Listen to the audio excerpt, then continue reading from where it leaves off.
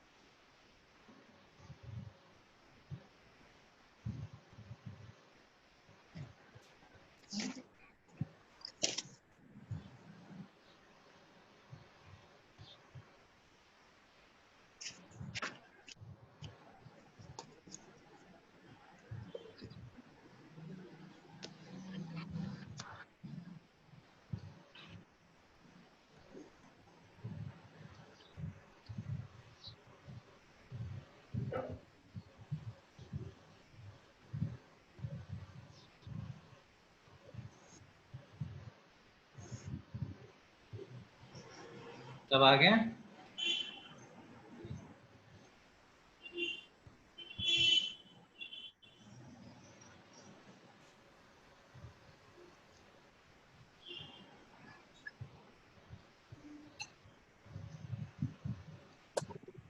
Start करें?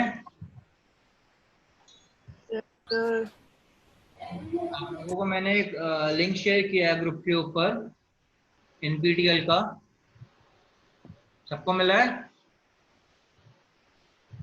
Yes sir. ये आपका इंजीनियरिंग मैकेनिक्स का बेसिक कोर्स है, इसका मैंने लिंक शेयर किया है। आपका जो बेस लाइन में रेफर करूंगा, मैं इसको इन्हीं स्लाइड्स को मैं रेफर करूंगा इस कोर्स को, ठीक है? तो आप लोगों से रिक्वेस्ट है कि इसको गो थ्रू कर लें पूरे कोर्स को, और आपके नोट्स यहीं से रहेंगे बेसिकली।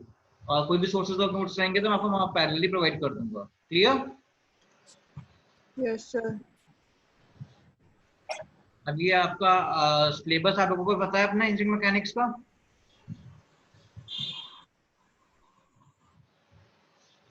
सिलेबस है आप लोगों के पास इंजीनियरिंग मैकेनिक्स का?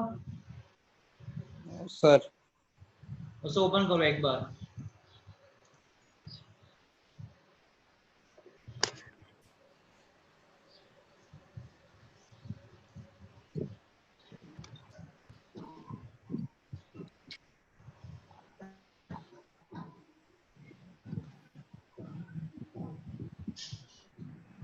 Yes sir.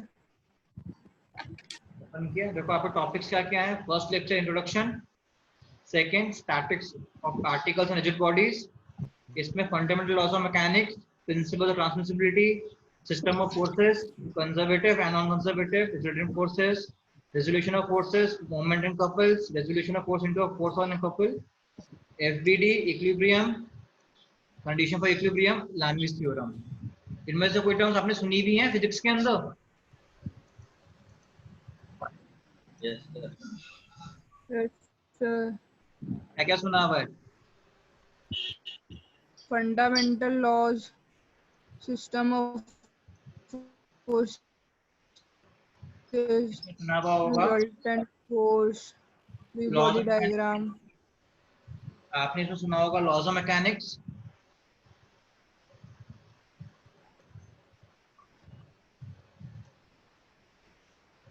Yes, sir. और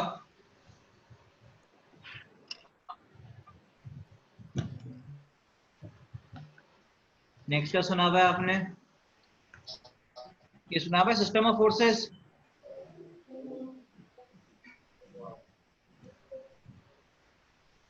Yes, sir. Resolution of forces.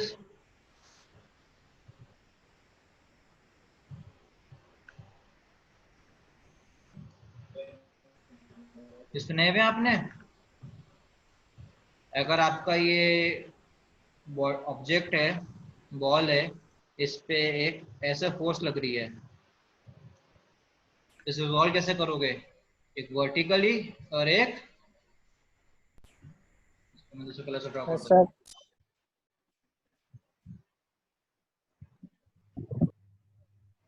आवाज आ रही है?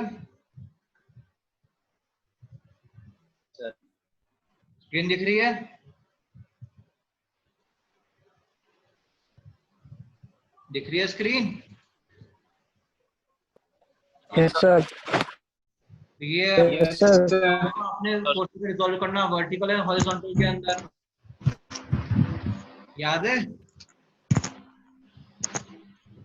लैमीज थ्योरम पढ़ा आप लोगों ने?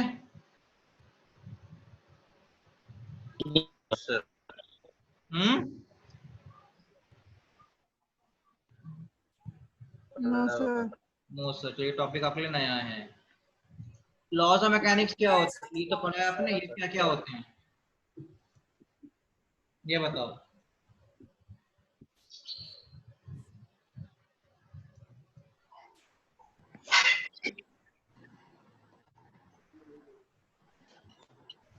इनको बोलेंगे आप न्यूटन्स लॉ ऑफ मोशन। ये तो सुने होंगे फिजिक्स में। Yes, sir. इनके बिना तो आपके ना मैकेनिक्स है ना फिजिक्स है, न्यूटन के बिना। इसके लॉज ऑफ मोशन बताओ क्या क्या होते हैं? ये लॉज ऑफ मोशन क्या है?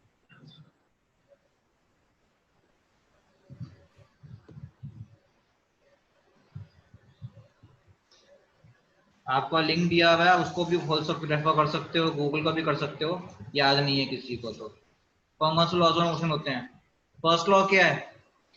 F external बराबर 0. F external बराबर 0. एफ एक्सटर्नल कब जीरो होगा? स्टेटमेंट क्या है उसका? The body is in state of motion or in state of rest in that.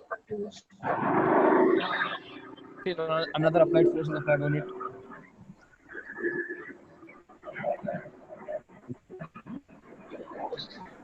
आपकी ऑडियो मुझे क्लियर नहीं है, किसकी आई है? कौन बोल रहा है आंसर? जब तक हम किसी तो आप कुछ बॉडी को फोर्स नहीं लगा देता, वो जिस अवस्था में चल रही है उसी अवस्था में एक्सप्लेन किया। A body does not change its motion unless acted upon by a force. अगर मैं आपको स्क्रीन शेयर करके आपको यहाँ डेफिनेशन दिखाऊं, मेरी A body does not change its state of motion unless acted upon by a force. This law allows observation but in internal frame. By definition, internal frame is the body does not change its state of motion unless में disturbance आ रही है।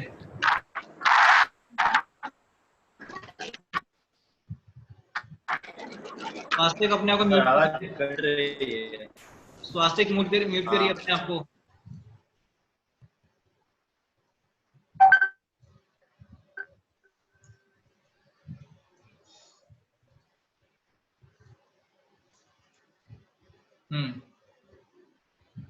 For example, by definition, an inertial frame is that in which a body does not change its state of motion unless acted upon by a force. Meaning, जो body जैसी जिस state में होगी, चाहे motion में हो चाहे रेस्ट पे हो, उसी स्टेट में रहेगी अनलेस एंड अनटिल उस पर कोई फोर्स एक्ट करे। तो अगर आप एक बॉल को रोल करते हो तो उस पर कौन सी फोर्स लगती है उसको रोकने के लिए? एग्जाम्पल है अगर आपके लिए,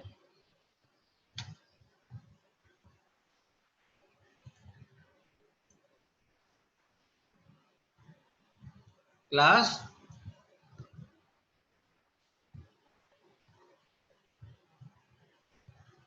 Yes. According to first law कि अगर बॉल रोल कर रही है फर्श के ऊपर तो ये कंटिन्यूसली रोल करेगी।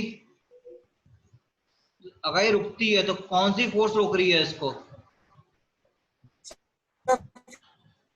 ये मोशन में अगर है ये तो इसे कौन सी फोर्स रोकेगी इसको?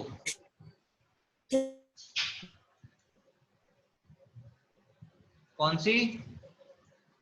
अगर आपका ऑडियो ना चैट बॉक्स में तुम्हें मैसेज करिए कौन सी फोर्स होगी? ये फोर्स कौन सी होगी जो बॉल को रोकेगी? बैकवर्ड कौन सी फोर्स लगेगी ये रोकने के लिए फ्लोर के ऊपर? आप घर का फ्लोर है उस पे आपने बॉल को रोल करा, सर चैम्बर रुक जाएगी। फोर्स कौन सी टाइप करो? आपकी आवाज को ऑडियो कट रही है। Friction force. Friction force, correct. तो फ्रिक्शन का फॉर्मूला क्या होता है? सर आपकी भी कट रही है। यहाँ तो नेटवर्क इशू आ रहा है, थोड़ा सा ट्राई कर रहा हूँ नेटवर्क रिजॉल्व हो जाए कॉलेज के अंदर। Mu n. Sir Google Meet पे नेट कम यूज होता है, वो आराम से चल जाता है तो गूगल मीट पे बिना नेट कम किसी यूज प्रॉब्लम होगा के। तो आपको रिकॉर्डिंग्स भी नहीं मिलेंगी बाद में फिर ये रेफर करने के लिए। अभी कम से कम रिकॉर्डिंग्स तो आपको कर दूंगा, मैं ट्राई करूंगा वेबएक्स पे आने के लिए। वेबएक्स पे ट्राई करूंगा आपको मिल जाए रिकॉर्डिंग्स ऑप्शन, ठीक है? मेरा पर्पस है कि कोई बंदा नेटवर्क किसी का इशू है, कोई अटेंड नहीं कर पा, रिकॉर्डिंग्स में उनको प्रोवाइड कर सकूं पैरेलली में। क्लियर? इसलिए जूम यूज कर रहा हूं अभी मैं। जो रिकॉर्डिंग का फंक्शन आप किसी पे नहीं मिल रहा है इस तरह से। फ्रिक्शन का फॉर्मूला क्या होता है? तो पढ़ा हुआ है आपने? Mu n sir, mu. Mu n. Mu n. Mu n. Mu. Mu n. Mu क्या है और ये एन क्या है?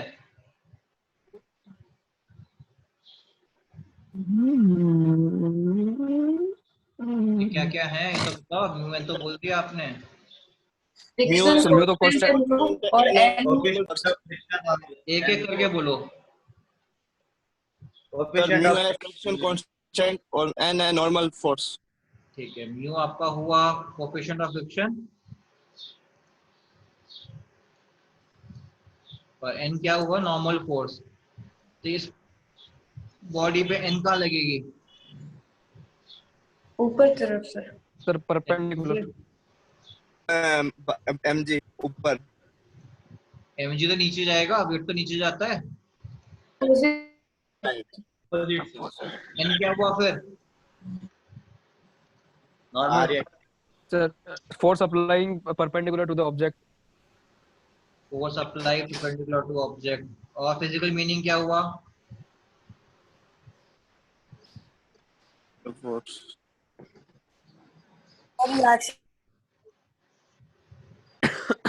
Normal reaction. कांटेक्ट सरफेस के अपोजिट परपेंडिकुलर सरफेस के। ओके, और किसी को इनपुट देना है?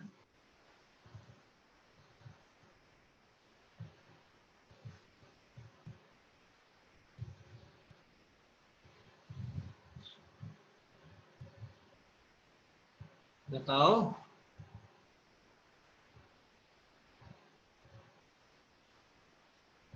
ये इतना ही है?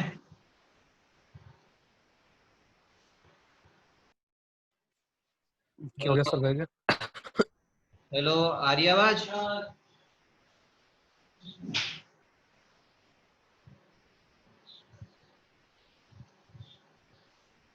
ऑडियो आ रहा है मेरा? आ रहा है सर पर रिकॉर्डिंग नहीं हो रही। स्क्रीनशॉट नहीं आ रही है? अब हो गई सर। रिकॉर्डिंग हो रही है बाय डिफॉल्ट है। हाँ, और कुछ ऐड करना है इसके अंदर फ्रिक्शन के अंदर? नहीं, नेक्स्ट टॉपिक पे चले। और कोई डाउट है इसमें? तो सेकंड लॉ ऑफ मोशन क्या है? Second law sir force applying is directly proportional to the acceleration applying on the object. नहीं, F is directly proportional to acceleration. dp by dt. हाँ, dv by dt तो हो गया, rate of change of velocity. तो उसमें m क्या हुआ ये फिर? अगर f इक्वल कांस्टेंट प्रोपोर्शनलिटी लगाएंगे तो इक्वेशन आपकी हो जाती है इसके अंदर mv square। स्क्रीन दिख रही है वाली? यस सर, दिख रही है। F is equal to ma। m क्या हुआ? कौन सा मास? Mass. Mass of body.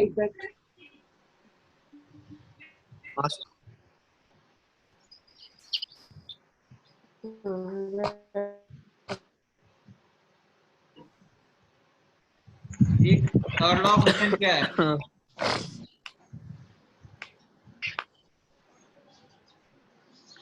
Third law क्या हुआ?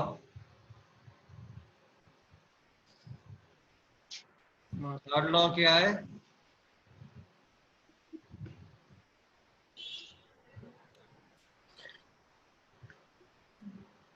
ये आपके लाइफस्टाइल में बहुत सूट करता है third law. Every action is equivalent opposite reaction. Gandhi ji से तो अगेंस्ट है, पर आप लोगों की लाइफ में बहुत सूट करता है थर्ड लॉ। जो एक्शन करोगे उसका रिएक्शन आएगा, या टीचर जो रिएक्शन करेगा उसका आप रिएक्शन दोगे। तो लाइफ से लिंक करो इस लॉ को, इसको कैसे भूल जा रहे हो? सर बोला तो है sir, every action has equivalent opposite reaction. Opposite reaction. F12 is equal to minus F21. हाँ, तो आप एग्जांपल लो। अगर किसी ने आपको थप्पड़ मारा तो रिएक्शन क्या होगा उसका? वापस मार देंगे सर, वापस मार देंगे और ठीक है। गाल का देखो, गाल का गाल हो जाएगा। किसी ने आपको स्लैप किया, उस बंदे ने अपने हाथ से फोर्स लगाई आपके गाल पे, और गाल साइड गाल ने फोर्स लगाएगा हाथ पे इक्वल, तो उसके हाथ में भी दर्द होगा। तो वो रिएक्शन होता है। ये नहीं कि आपने भी उसको मार दिया, वो रिएक्शन नहीं होगा। बट आपके जो मारने वाले के हाथ पे जो फोर्स लगेगी उसको रिएक्शन बोलेंगे। क्लियर? Yes, sir. ये मत समझ करना कि आपने उनको मार दिया तो वो रिएक्शन। सब्जेक्ट को पढ़ो, समझ के पढ़ना। क्लियर? सर गांधी जी तो कहते हैं कि अगर कोई एक थप्पड़ मारे तो दूसरा गाल आगे कर देना चाहिए। इसलिए तो बोलते हैं दूसरे के हाथ पे भी लग रही है। तो मैंने बोला ये लॉ आपकी लाइफस्टाइल पे सूट करेगा।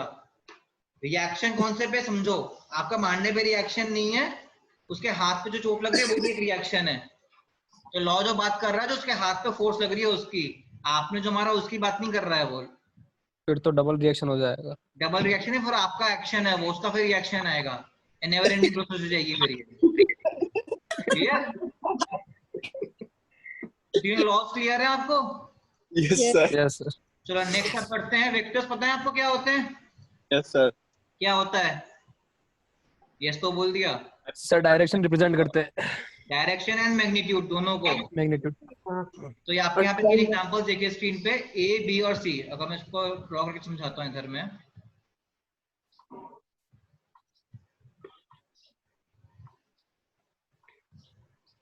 वेक्टर्स की होगी direction and magnitude.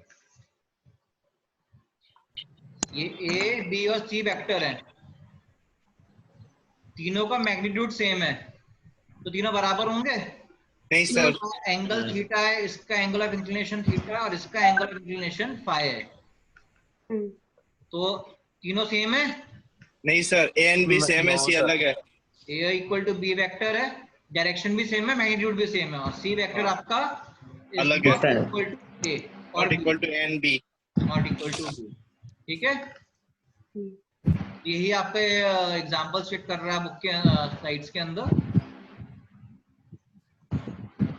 Magnitude same हो सकता है वेक्टर्स का, अगर डायरेक्शन इक्वल सेम नहीं है तो नहीं है। अब एग्जांपल लो आप इसके लिए, अपने फोर्सेस के अंदर एग्जांपल लो। आपने अपने सिर के ऊपर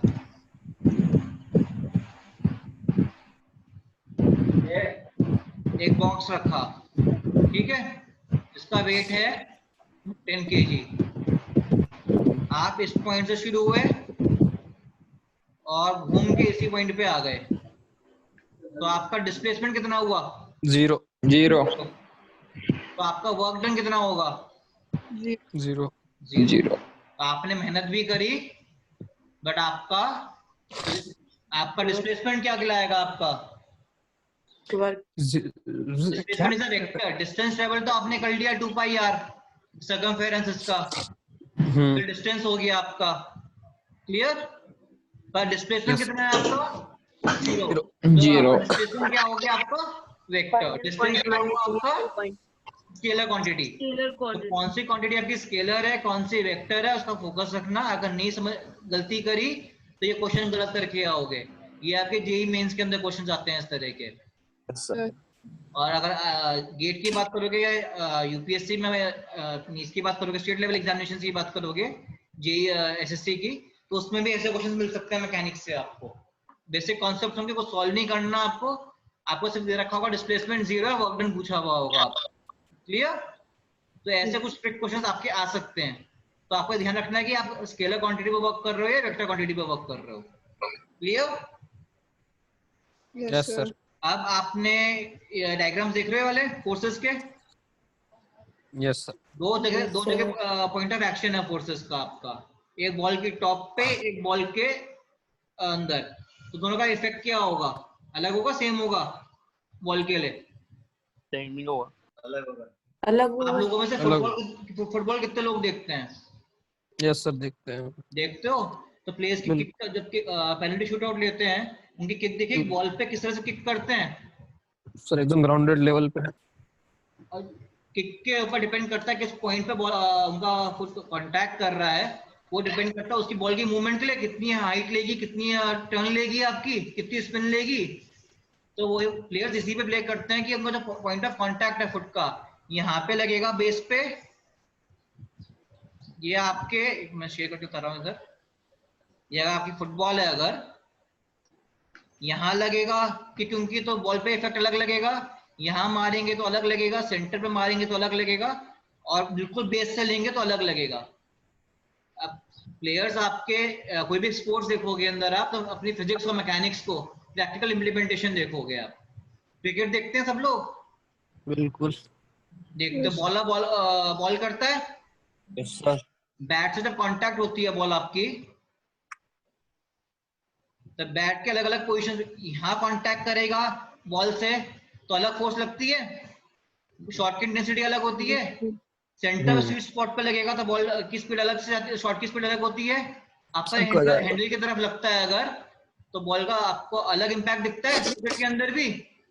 यस सर, कीपर पे कैच आउट हो जाएगा। जो मिस टाइम शॉट्स होते हैं, एज पे लगता है या आपके बॉटम एज पे लगता है, तो शॉट्स अलग अलग होते हैं आपके। तो प्योर फिजिक्स के एप्लीकेशन, आपके मैकेनिक्स के एप्लीकेशन स्पोर्ट्स के अंदर दिखेगी आपको। क्लियर। अभी प्लेयर्स को आपने कैच लेते हुए देखा है? यस सर, हाथ नीचे गिरता है। तो वो हैंड की मूवमेंट क्या रहती है उनकी? सर नीचे की तरफ। नीचे की तरफ। क्यों? वो सर रिएक्शन, बॉल से फोर्स रिएक्शन लग और रहा है, रिएक्शन टाइम बढ़ जाता है। बॉल में मोमेंटम है, फोर्स आ रही है बॉल के साथ, तो उसको आपके हाथ पे कम से कम इम्पैक्ट हो, क्या कहते हैं, बॉल को नीचे तक ड्रैग करते हैं, तो न्यूटन के थर्ड लॉ को इंप्लीमेंट करते हैं वो। तभी आपने वो देखा बॉलर्स कैच लेते हैं कॉटन बोल्ट का क्लास। कॉटन बोल्ट के कैचेस देखें तो हाथ पे उनके बॉलर्स के काफी, जब फास्ट बॉलर्स होते हैं कैच वो लेते हैं इंस्टेंट, तो हाथ पे उनकी चोट लगती है हमेशा। क्यों? उनके बाद इतना रिएक्शन टाइम नहीं होता कि बॉल को वो पीछे मूव कर सके। उनको वो बॉलर मूव कर रहा है ऑपोजिट डायरेक्शन में, बॉल आ रही है उसका ऑपोजिट डायरेक्शन के अंदर, जब कैच ले रहे हैं उसके अंदर, तो आपकी जो फोर्स ऑफ एक्शन है, एग्जांपल करो, बॉल स्पीड से आ रही है, इधर से आ रही है, प्लेयर इधर से जा रहा है, जब ये इम्पैक्ट होगा यहाँ पर तो फोर्स बहुत ज्यादा लगेगी, कंबाइंड फोर्सेस लगेंगी हाथ के ऊपर, इसीलिए उस टाइम उनके हाथ पे इंजरी होती है जनरली। क्लियर। तो आगे से कभी मैच या कभी स्पोर्ट्स देखोगे, तो जब कोरोना ठीक हो जाएगा, लाइव मैचेस देखोगे जब भी, तो अपने मैकेनिक्स को याद करना, मैकेनिक्स कैसे लग रही है। तो प्लेयर्स भी मैकेनिक्स को रियल लाइफ में इंप्लीमेंट करते हैं अपने स्पोर्ट्स के लिए, अपनी रिक्वायरमेंट के अकॉर्डिंग। क्लियर।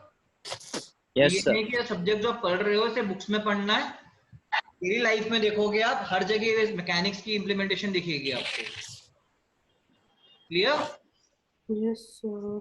समझ में आ रहा है या ऊपर से निकल रहा है? हाँ आ सर। रहा है। आ रहा है? Yes sir. तो यही सब्जेक्ट के अंदर पढ़ोगे आप कि कौन फोर्स ऑफ इम्पैक्ट से क्या इम्पैक्ट पड़ रहा है, क्या वो आपके फोर्सेस लगेंगी, किस तरह से आपकी बॉडी बिहेव करेगी। और इस सब्जेक्ट के अंदर जो आपने एक बेसिक अजम्पशन अज्यूम करनी है, जितनी भी आपकी बॉडीज हैं जिसपे फोर्सेस एक्ट करा रही हैं, all bodies are rigid in nature. Bodies rigid है मतलब इनकी शेप डिफॉर्म नहीं होगी। ठीक है? प्रैक्टिकल नहीं होती, बट आपको सिंप्लीफिकेशन के लिए सब सब्जेक्ट के अंदर आप ये अजम्पशन लेके चलोगे, all bodies are rigid in nature, इनकी शेप डिफॉर्मेशन नहीं होगी। कि अगर शेप डिफॉर्मेशन स्टडी करोगे अगर आप, तो उस पे क्या, उससे कितनी फोर्सेस आपकी लॉस हो रही है, कितना इम्पैक्ट आ रहा है, वो अलग एक डायनामिक्स जाके स्टडी करने की आपकी। तो मैकेनिक्स के अंदर आप बेसिकली स्टडी करोगे, all bodies are rigid in nature. Clear? Yes sir. इस असम्पशन को आप हर जगह, कोई भी अगर असम्पशन पूछता है कि बॉडीज का नेचर क्या है, all bodies are rigid in nature. ठीक? Next, okay sir. Vector addition पता है कैसे होती है?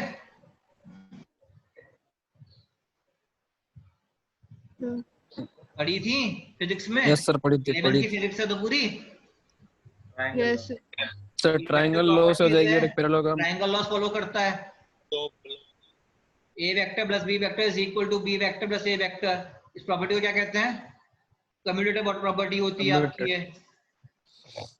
अगर दो वेक्टर्स डिफरेंट डायरेक्शंस के अंदर हैं, उनको ऐड करोगे, रिजल्टेंट इस तरह से निकलेगा, क्योंकि आप ऐड कर रहे हो क्या क्या उसके साथ, vertical component as well as magnitude and direction, दोनों चीज ऐड कर रहे हो।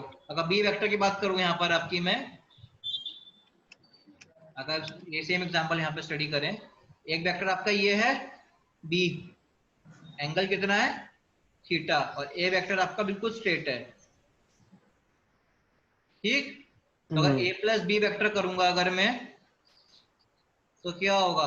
बी को रिजॉल्व कर सकता हूं मैं, B cos theta, B sine theta और B cos theta. Cos theta.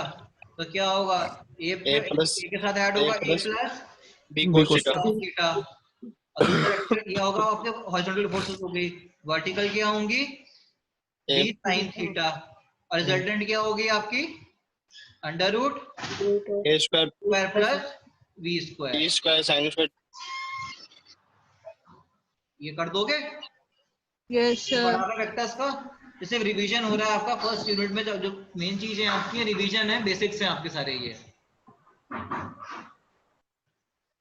Clear? इसलिए आपको लिंक शेयर कर दिया है इस स्लाइड्स को, जितनी भी हैं इसके अंदर, इसको आप पढ़ना।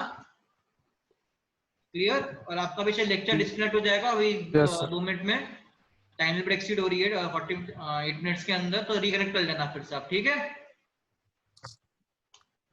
हेलो, सेम लिंक पे। ये सर सेम लिंक से थोड़ी होगा क्या? सेम लिंक से होगा। Okay sir. ओके, ये देखो, अगर क्या कहते हैं आपकी डायरेक्शन चेंज हो जाएगी तो ये क्या इम्प्लीमेंटेशन होगी, सारे आपके एग्जांपल्स यहाँ दे रखे हैं। Clear? Yes sir.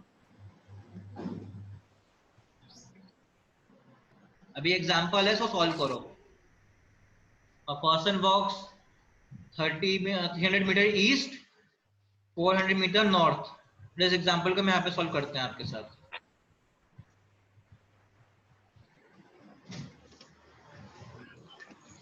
Basic vector का क्वेश्चन है। Sir 500 metre. Example solve, answer नहीं बोल रहा हूँ डायरेक्टली, एग्जांपल मुझे पता आपको आते हैं, सबको चीजें ये बेसिक्स हैं ये।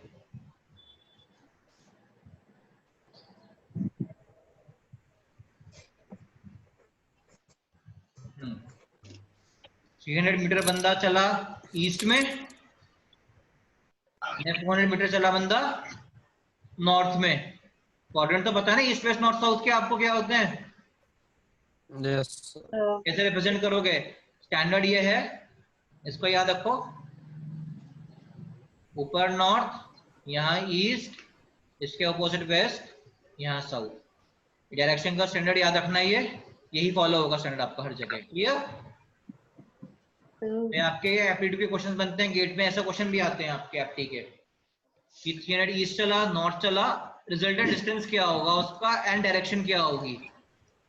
तो कुछ नहीं है, दो वेक्टर्स है आपके हैं, आपको एंगल निकालना है इंक्लिनेशन का एंड आपको सॉल्व करना है। तो इसमें क्या लगेगा, पाइथागोरस थ्योरम, याद है? Yes sir. निकाल सकते हो ना? Yes sir. थीटा कैसे निकलेगा, पाइथागोरस थ्योरम में tan theta is equal to perpendicular upon base, theta is equal to tan inverse p by b। Trigonometry के बेसिक्स भी याद रखो अपने।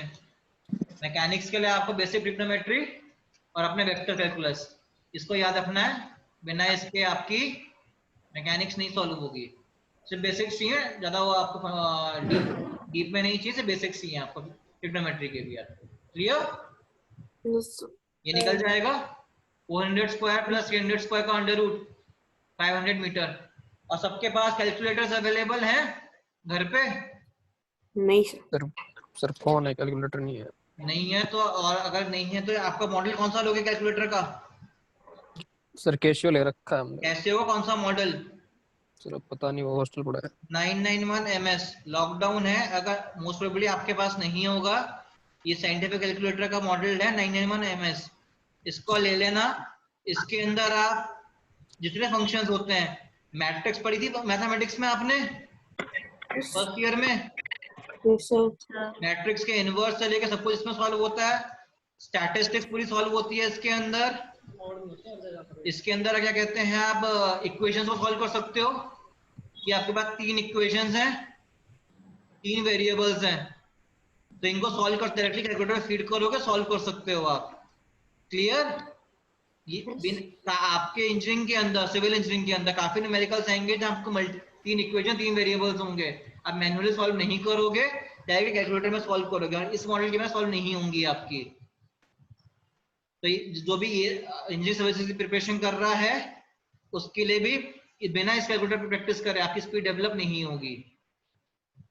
तो अपनी पूरी इंजीनियरिंग के लिए इस कैलकुलेटर को परचेज कर लेना।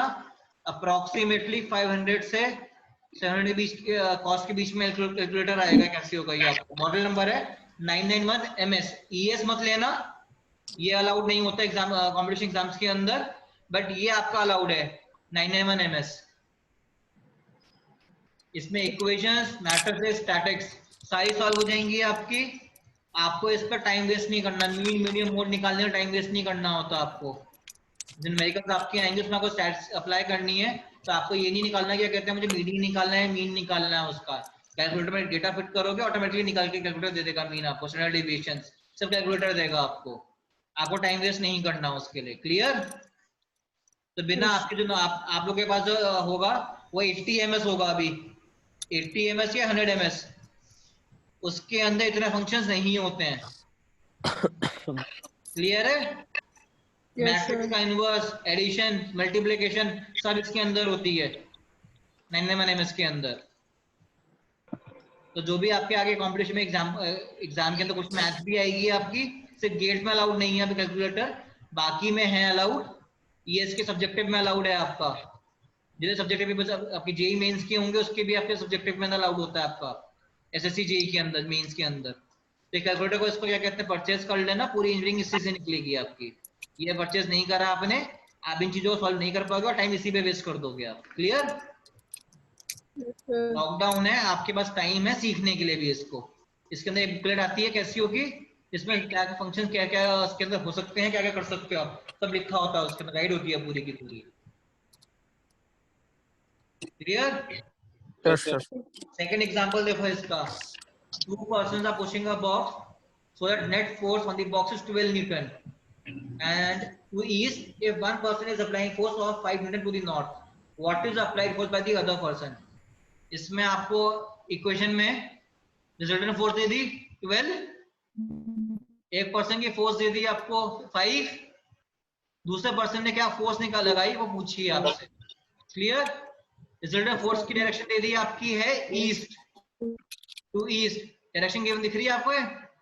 Yes sir. दूसरे बंदे ने फोर्स कहाँ लगाई है? नॉर्थ। रिजल्टेंट क्या है इसका? फिर निकाल आपको एफ नेट ईस्ट में निकालना क्या आपको? F2 निकल जाएगा।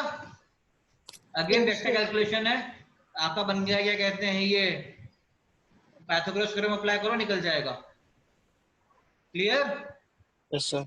ये एग्जांपल सॉल्व हो जाएगा आपका। Yes, sir. देखो एक ने फोर्स लगाई 13 की, एक ने फोर्स लगाई 5 की, रिजल्टेंट कितना है? ओनली 12। तो आप फोर्स किस डायरेक्शन में लगा रहे हो उसका इम्पैक्ट चल रहा है पता? अगर दोनों बंदे एक ही डायरेक्शन में फोर्स लगाएंगे, अगर बंदे ने एक ही डायरेक्शन में फोर्स लगाई होती 13 + 8 18 हो जाती, तो इंक्लिनेशन में फोर्स लगी है दूसरे बंदे की, तो रिजल्टेंट कम हो गया आपका। तो फोर्स ऑफ एप्लीकेशन किस एंगल पे लग रही है उसका इम्पैक्ट भी होगा कि आपका रिजल्टेंट फोर्सेस क्या होंगी आपकी। क्लियर?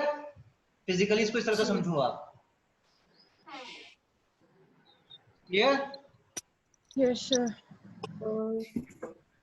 बेसिक समझ में आ रहे हैं आज के मैकेनिक्स के क्या होते हैं? Yes, sir. आपका लेक्चर टर्मिनेट होने वाला है, 40 मिनट्स होने वाले हैं। ठीक? सर हाँ बताओ। अजी सर 9:55 पे वापस क्लास है तन्मय हाँ, सर कोई की। माइंड अप भी कर रहा हूँ मैं, एंड ही कर रहा हूँ इसको इस टाइम। Okay sir. कोई डाउट है? सर। No, sir. समझ में आ रहा है? Yes sir sir. तो नेट की कनेक्टिविटी का इशू था स्टार्टिंग में, कोई उसके लिए आपको मैं रिकॉर्डिंग कर दूंगा, फिर से लिंक शेयर कर दूंगा जो मिस हुआ होगा किसी का। ठीक है? बेसिक्स हैं आपके, ताकि डाउट्स क्लियर हो जाए। किसी को कोई डाउट आता है कभी भी डायरेक्टली कांटेक्ट कर लें मुझे। ठीक है? Yes, sir. ओके चलो, bye. Bye sir. Have a good day. Same to you.